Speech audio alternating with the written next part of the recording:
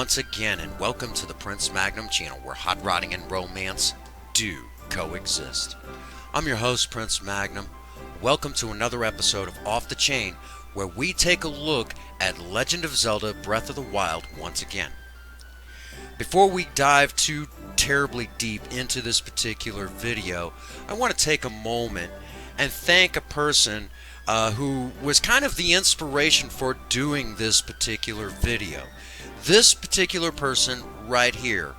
I was actually talking to him about the game, and she kind of watched the video where we did the first part of taking on Calamity Ganon, and Spaz and I, as we were talking, she heard the part about the tragic love story in this particular game.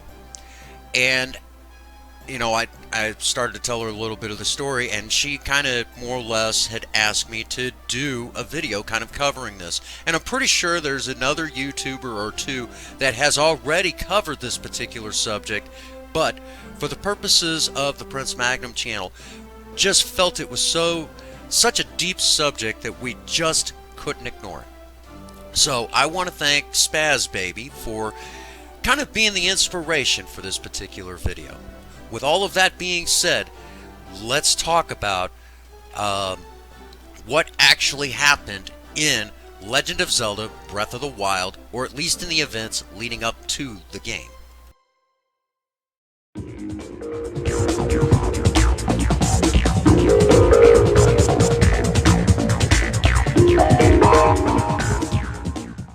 Let's begin the first part of our story, or the breakdown of this particular story, with a cutscene that we've used quite a few times on Off the Chain here on the Prince Magnum channel. Without using the audio, because I don't want to ruin too much of the story for anybody, but without using the audio, let me give you a breakdown of what you're actually seeing. Princess Mipha is actually healing a wound on Link's arm. Evidently he did something kind of reckless and he hurt himself pretty good. Mipha right now is healing him and talking about how she notices that Hylian people age faster than the Zora. She's also talking about how her and Link were actually childhood friends, so they've known each other a good long time. She also goes on to say that if anything happens in the battle, to Link, that she will be there to heal him, no matter the cost. No matter how bad that wound is, no matter what happens, she will be there to heal Link. She goes on to say that after the battle is over, she would like to go back and spend some time with Link, just as they did before all of this. With that being said, again, I don't want to give away too much, but you can actually see the way that Link is looking at Mipha, and the way that Mipha's body language is while having this discussion with Link. You can very much tell that these two are really in love with each other. Let's go a step deeper. Whenever you begin playing Breath of the Wild, again, Link is in a weakened state. He has no special armor. He doesn't even have the Master Sword. But he needs to get these items so he can take on Calamity Ganon. Now, one of the other things that he needs to do is he needs to unlock the Divine Beast. Now, in that cutscene that I have continually showed here on the channel with Link and Mipha, they're on one of those Divine Beasts. When Link arrives into the Zora domain in-game, one of the things that you have to do is you have to do kind of this series of quests that will allow Link to get the first piece of the Zora domain armor. And that particular piece of armor is a chest piece, the Zora domain chest piece. Now, they actually added this in-game, and I'm really glad that they did, but that particular chess piece fit Link perfectly and was made none other than by Princess Mipha herself. You will find these particular spots where it kind of gives you some history on the Zora, but one of the great legends is that they tell some story about a great legend, and it became tradition that Zora women will make the chest piece or armor for their husbands. Now, having said that, when they mention it in game that Link's chest piece fit him perfectly, and that Mipha had made that chest piece, that means that Mipha had already selected Link to be her future husband. As a matter of fact, it was also tradition that the wife also include one of her scales in that chest piece. So that's how deep this runs. That's how important this bit of the story is. So what was supposed to actually happen if Calamity Ganon hadn't have won and Link mortally wounded and ending up in the Shrine of Resurrection, it was supposed to be that after that fight, Link and Mipha were to get married. However, as I said in the first part of this is a tragic love story. This one doesn't exactly have a happy ending. So, let's cut away and talk about what actually happened to Princess Mipha and why her story with Link is so tragic.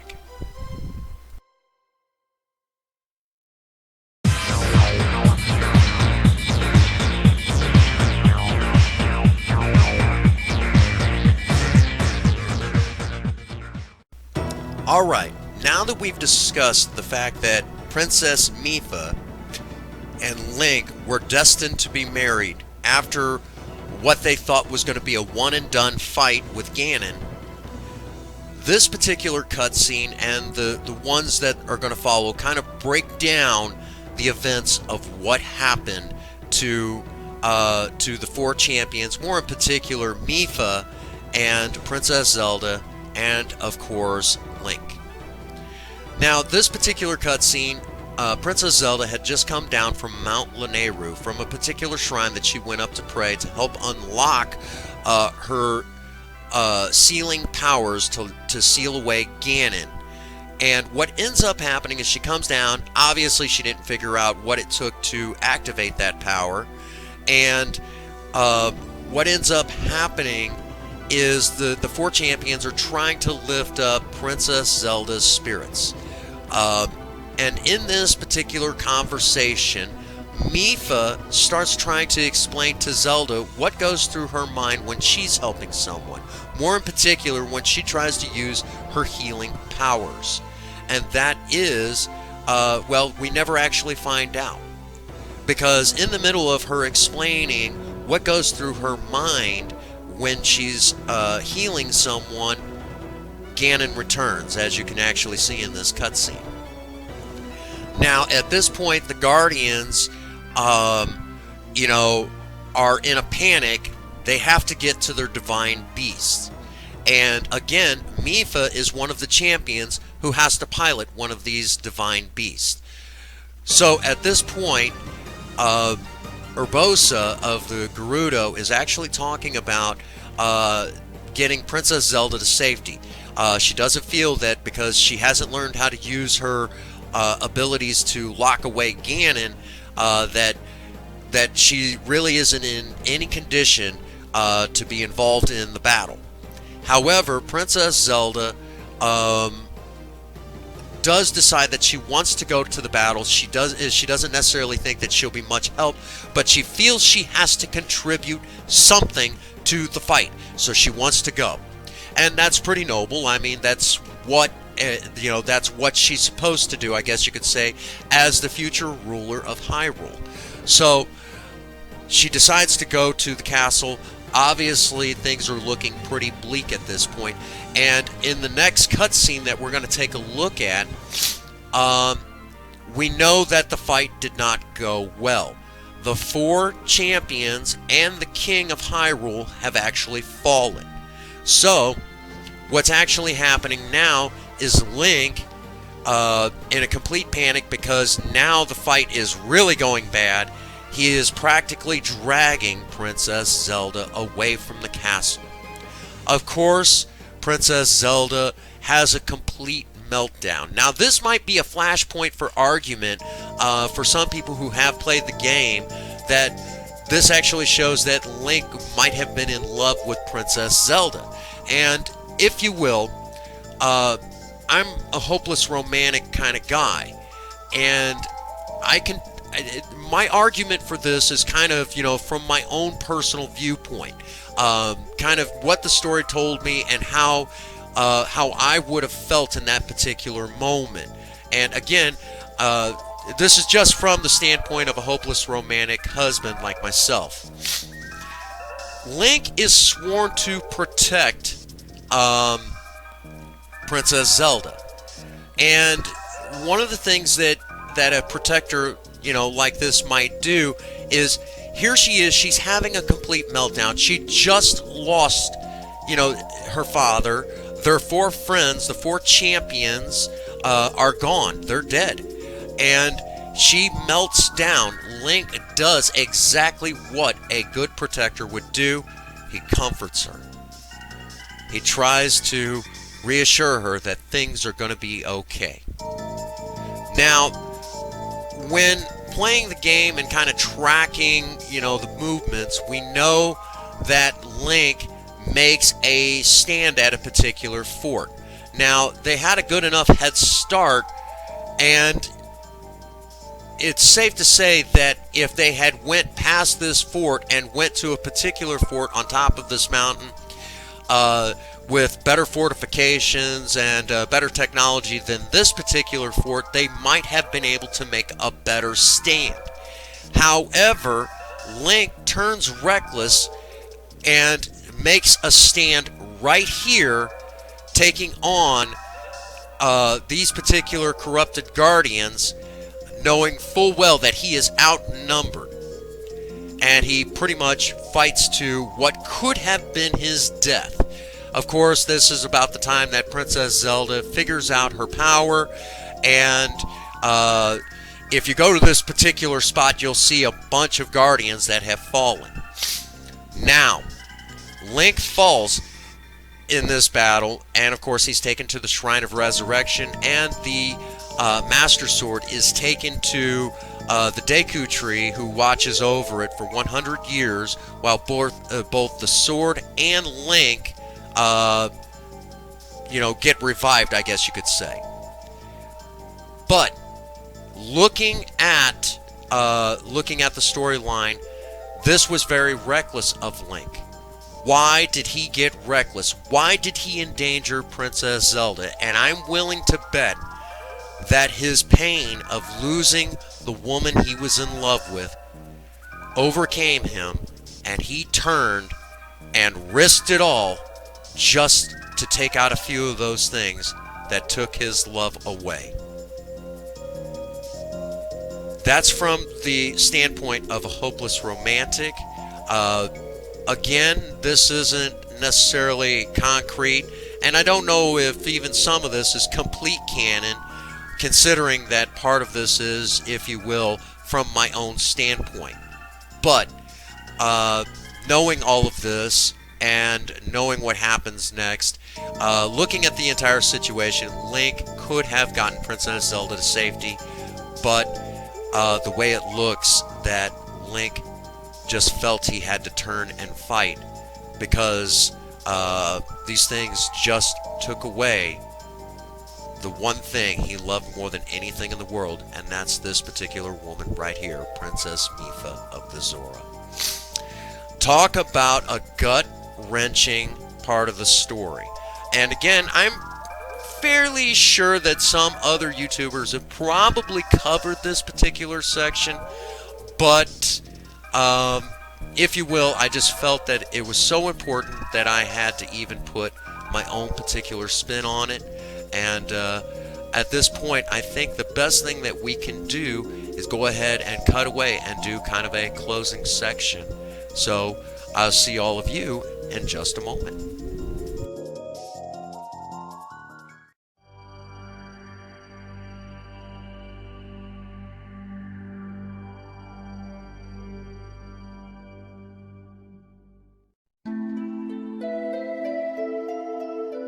Talk about a story that really tugs at the heartstrings. I will confess that throughout making this video, I've had to choke back tears on more than one occasion.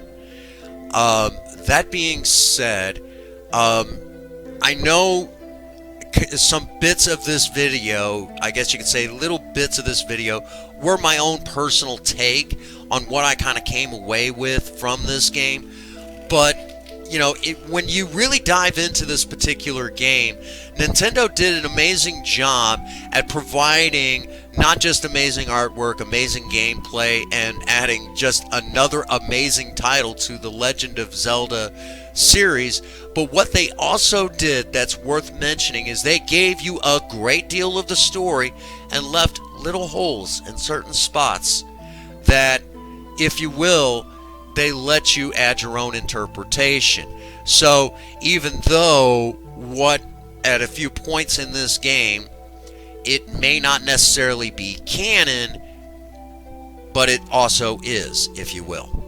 That's the amazing thing that you'll actually be able to take away from a game like this. So if you've not had the opportunity to actually pick up Legend of Zelda Breath of the Wild, I would highly recommend it if you enjoy the Legend of Zelda series. Now, after talking about such a depressing subject in this game, let's go ahead and kind of bring it in with a little bit of humor. Let's go ahead and kind of end this on a more positive note. When I brought this up, this particular video idea up to Princess Faye, and that sort of thing, told her that a friend had asked me to do it and kind of give it a breakdown and really dive into the video. I explained to her the story that I was able to take away, and Princess Faye, who has also played the game and enjoys it almost as much as I do. For those that do not know, Princess Faye has sometimes a very dark sense of humor. Sometimes her humor is just outlandish, and what she said, when I talked about how Mipha and Link were destined to be married, what she said next was so funny that I just had to include it in this video. She turned around and said, "Fish are for eating, not for fucking." For those that do not know, the Zora are actually half human, half shark people, I guess you could say. So, Princess Faye actually said that whole bit, and it kind of took me back, for a brief moment, kind of shocked me, if you will. Did my wife just say that? And so I just felt that I had to include it after talking about such a tragic story in this game, to kind of end it on a positive note. All right, let's give some shout outs to some wonderful people at this point, some people that really deserve to be recognized right here on the Prince Magnum channel. First and foremost, I want to thank Spaz Baby again for the inspiration behind this video. Despite the fact that I almost cried several times in making this video, I really enjoyed doing it. So Spaz, thank you so much for asking me to do this. And of course, if you've not checked out Spaz Baby's channel, you definitely should do so. She does amazing live streams, has this kind of country girl attitude, just a wonderful woman. Is when you get into her live stream, you get to really see how much of a wonderful woman and how glad I am to have her as a friend. So thank you again, Spaz, for giving me the inspiration for this particular video. Also, I'd like to take a moment and thank these fine folks right here for being, I guess you could say, supporting, major cogs in the Maverick Nation that continually push the Prince Magnum channel to strive to do better, to go further than we did in previous videos, to bring you, those of you out there who just enjoy the content on the Prince Magnum channel. These people right here continually push me to provide you all with that fantastic content. So if you've not checked these people out, you definitely should do so as well. If you've not taken a look at the Patreon account, please do so at this time. We are accepting donations. All donations go back into the channel or into the project cars. And if you don't know what project cars are here on the Prince Magnum channel, check out our videos on DIY budget hot rodding.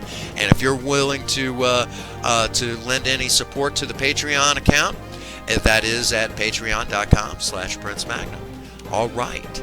So that brings us to a spot where I get to say some of the favorite things that I enjoy saying here on the Prince Magnum channel. And that is, get out there and work on a project. I don't care what it is, just do something with yourself. Remember, idle hands and a creative mind go together like oil and water. If you have a sweetheart, sweep them off their feet. Do something special for them today. And as always, for all of you out there, if no one out there has told you that they love you today, Prince Magnum does. God bless you, and have a happy 24. Thank you.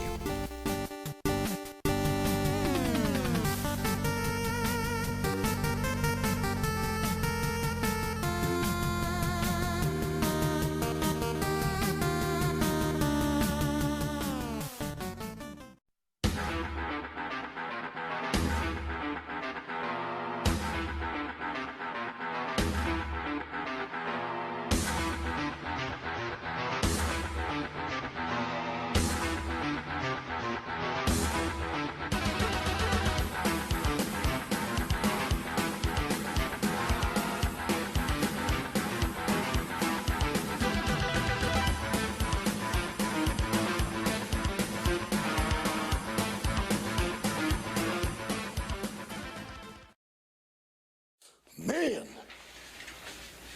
Wow, man, freaked out.